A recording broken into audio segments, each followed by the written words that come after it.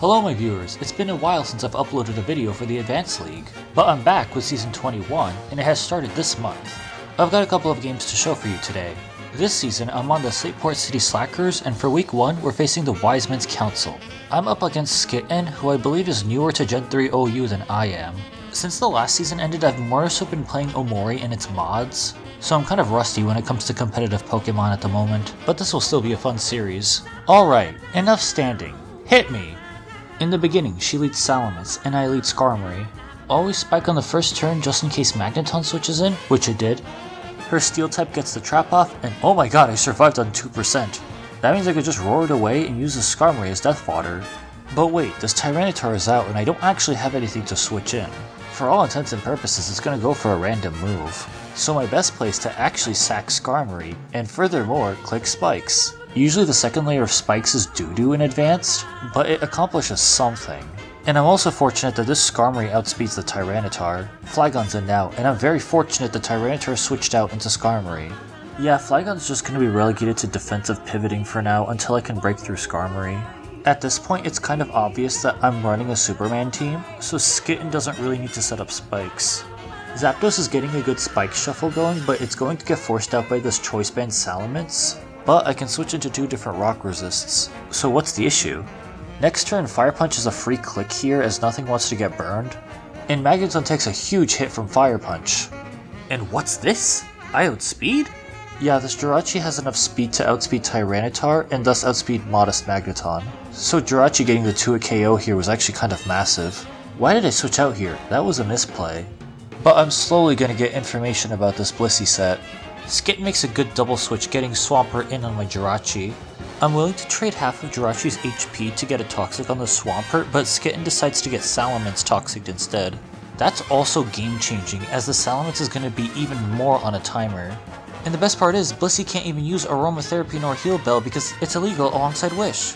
Also, put on screen here, this something funny from Ceratus. Linny, if Skitten loses, I'm gonna force her to ladder VGC. Skitten goes, no! That's funny. Don't mind the background noise by the way, it's clearly cinematic. Skitten makes a great play. Blissey goes for Thunder Wave catching the Zapdos. Anytime it's paralyzed, its stalling shenanigans will become more at the risk of bad RNG. If my Rachi got afflicted by it, I'd be in big trouble. After my Zapdos thuds into the Swampert, I kind of enter a minefield. Although each individual Ice Beam doesn't do that much to Zapdos, 1 or 2 full paras and I could be in a precarious situation. Here comes Choice Band Salamence, and now we're gonna have to start predicting what move it's gonna use. I still pivot in Jirachi, and luckily Salamence didn't go for Earthquake. Salamence now has to get forced out again, and within a couple of turns I'm able to wish up my Zapdos via the Jirachi. My Zapdos can just sit on the Blissey and stall, and the turns lost from full paras are a blessing and a curse. Normally Blissey's the zap check. More switching and spike shuffling happens for the next couple of turns, and now that this Blissey doesn't have Ice Beam, Flygon's a decent answer to it.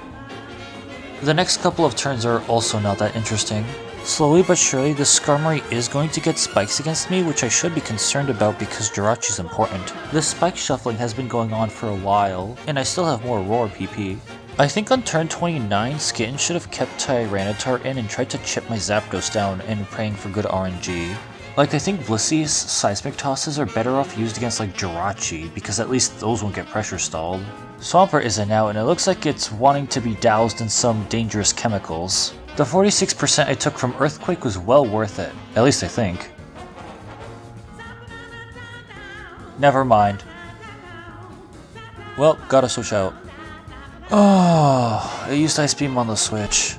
Okay, now I'm in a dangerous spot. One bad RNG and I'm screwed.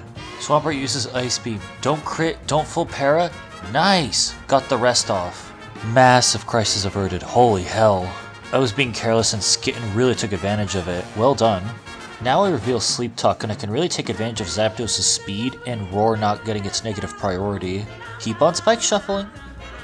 Flygon pivots into Salamence this time, and now Salamence is at death's door. Afterwards, Skitten's Skarmory kind of resets my tempo, which I don't really mind all that much. Just be sure my physical attackers don't get toxicked, and then we'll be all set. Unlike most games, I'm not exactly in a hurry to kill all 6 of my opponent's Pokemon. Some more spikes shuffling happens, and after clicking Sleep Talk twice, I was actually lucky that Zapdos was in against the Skarmory so I can freely wake up.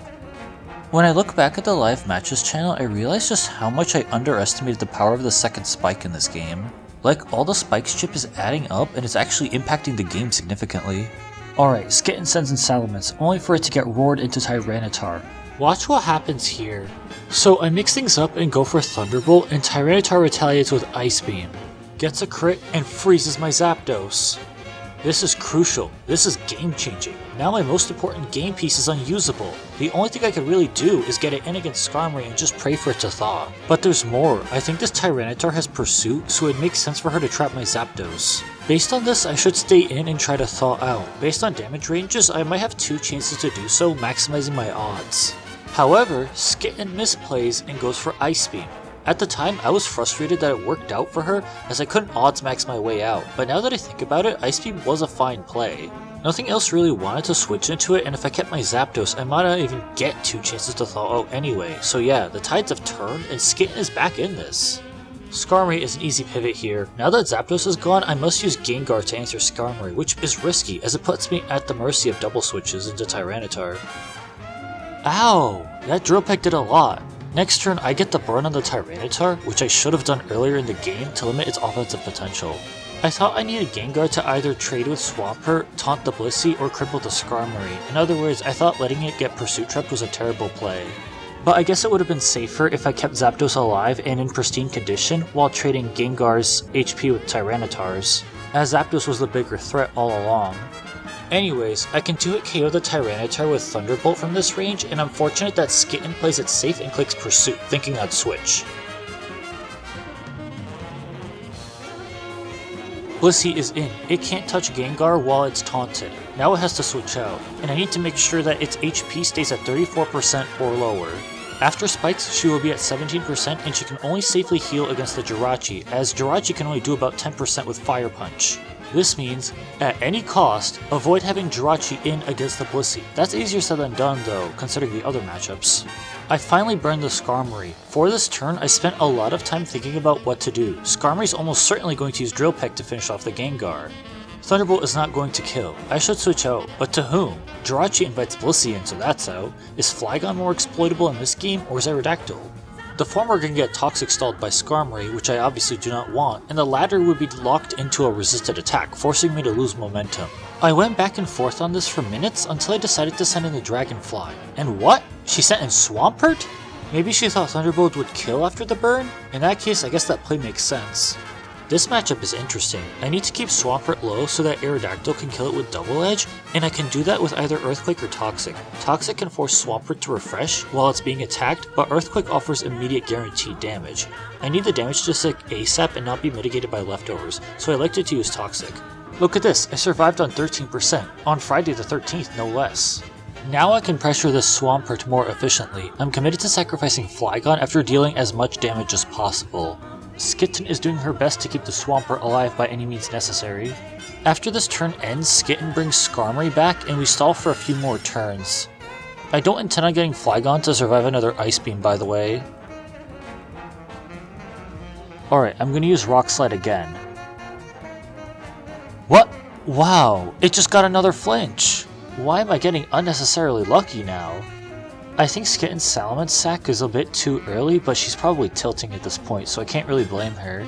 I think she needs to get Swampert in unscathed. I think in this game state, Skarmory was more expendable.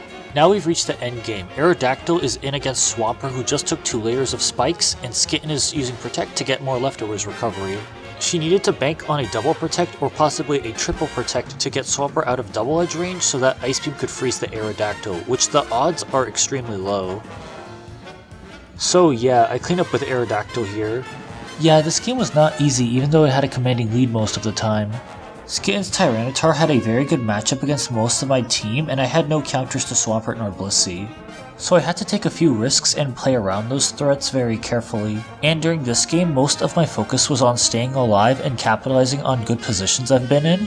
And apart from the 2 times I risked my Zapdos, I did do a good job in stalling the opposing team with Zapdos. While Skitten was on the back foot, especially towards the second half of the game, she did a good job making important predictions to put my Pokemon at low enough ranges. As I've said before, I'm not really good at playing stall compared to more offensively oriented playstyles, but I was able to use the skills that I've learned to both stay alive and pressure my opponent's Pokemon so that my harder hitters can pick them off at low ranges. Hey dealer, where's the second game? There it is. I lead with Tyranitar this time, and come on, lead Dugtrio?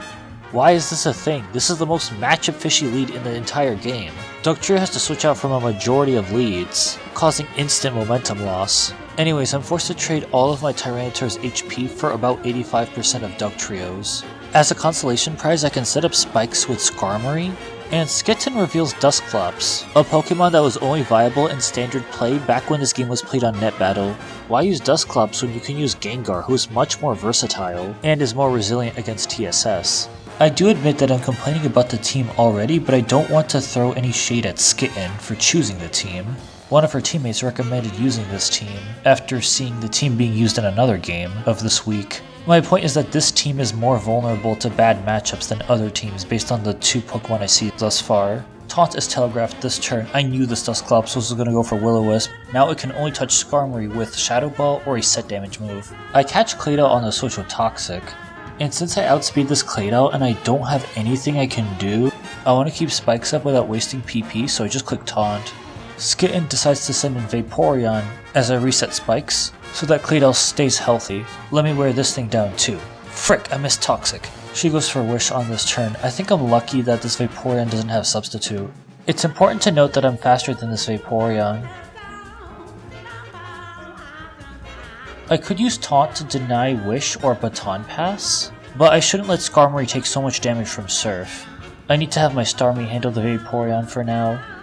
Skitten is respecting Starmie's Thunderbolt, so she switches into Blissey, and I make a key double switch into Skarmory. Since I already revealed Taunt, the Blissey is likely going to attack me right away, so I can go one step ahead and grip it with Toxic as it uses Seismic Toss. People in live matches were mentioning that I need Skarmory's health to be high so that it can keep taunting Skitten's walls, and I'm being careless with it taking Surfs and Seismic Tosses. It's as important as Zapdos was in the previous game. Don't forget about the Spike Sword too. Now I use Taunt to catch Aromatherapy. I thought she was going to use Thunder Wave. I don't want to get paralyzed here by Thunder Wave, so I double switch to Swampert as Skitten sends in Skarmory. It's not the best matchup, but I should be able to work with it. Wait, the Skarmory didn't set up spikes? I was not expecting her to switch.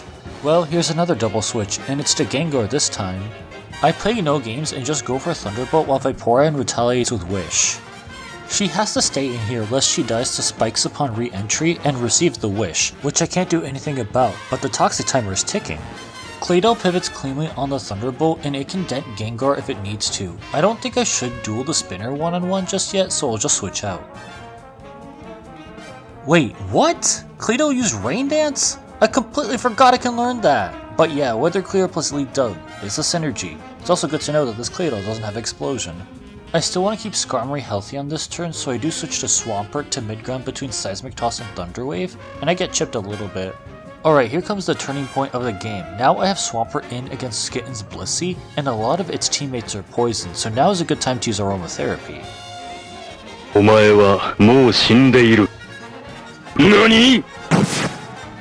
Alright, I just punched out the biggest obstacle to Skitten's team. Now I can Toxic Stall 3 of the Pokemon if it comes down to it, and as a bonus, if I can position my Starmie with enough tact, I could potentially finish the game on the spot, though Dusclops can Pressure Stall Hydro Pump PP. In hindsight, I probably should have switched Starmie in instead of staying in with Swampert, but I assumed that Earthquake would kill Vaporeon. But I think she has max physical bulk, so she actually survived an Earthquake. Skitten decides not to sack Vaporeon and instead gets Dusclops in, and it takes a decent amount from Earthquake. This might be questionable, but I got trigger happy and I tried to kill the Dusclops in 2 hits. I got Hydro Pump off though. Besides the passive damage, the only downside of getting burned here is that Swampert can no longer answer the Vaporeon. Oh, I missed. Now Dusclops can heal to full with Rest. I guess it was bound to happen. At the very least, it's out of commission. Skarmory gets a free switch as Dusclops burns a sleep turn, and I can finally get my 3rd layer of spikes. This Skarmory is really fast, so I can use Taunt against the other one to prevent it from doing anything except clicking Drill Peck. Now I am in a position to Spike Shuffle. except Skitten sacks Vaporeon. And she forfeits. What? That seems way too early. I thought Dusclops could still stall out the rest of my team even when it's asleep. While I ragged on about it at the start of the game, it is very bulky, and Claydol can easily spin away the spikes, and there's no more sand. And while I do have threatening Pokemon, they're not like extremely strong. Although, I guess since I have more Pokemon alive, I'm more able to freely switch stall and win a PP war, I guess. And maybe she was also tilting, I gotta also put that into consideration. According to the spectators, I had a very good matchup into Skitten's team, especially with Taunt Skarmory. So even though she gets my Tyranitar in the sand, like, for lack of a better analogy, most of the powerful cards were still in my hand. Or you could say I'm the dealer and my 2 cards add to a 21. Yeah, this game wasn't won based off of luck.